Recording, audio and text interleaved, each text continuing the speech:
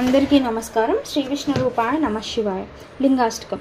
బ్రహ్మమురారిసురార్చితలింగం నిర్మలభాషితశోభితలింగం జన్మజదుఃఖవినాశనలింగం తత్ప్రణమామి సదాశివలింగం.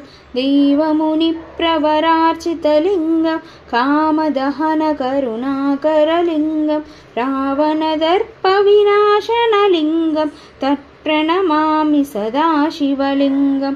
సర్వసుగంధసులేపితలింగం బుద్ధివివర్ధనకారణలింగం సిద్ధసురాసురవందితలింగం తత్ప్రణమామి సదాశివలింగం. కనకమహాఫణిభూషితలింగం ఫణిపతివేష్టితశోభితలింగం దక్షసుయజ్ఞవినాశనలింగం తత్ప్రణమామి సదాశివలింగం.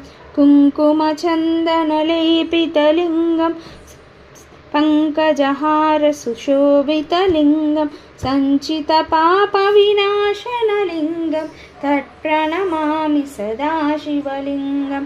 దేవగణార్చితశ్రీవితలింగం పావైర్భక్తిభిరేవ చ లింగం దినకరకోటిప్రభాకరలింగం తత్ప్రణమామి సదాశివలింగం. అష్టదలోపరివేష్టితలింగం సర్వసముద్భవకారణలింగం అష్టదరిద్ర్యవినాశనలింగం తత్ప్రణమామి సదాశివలింగం.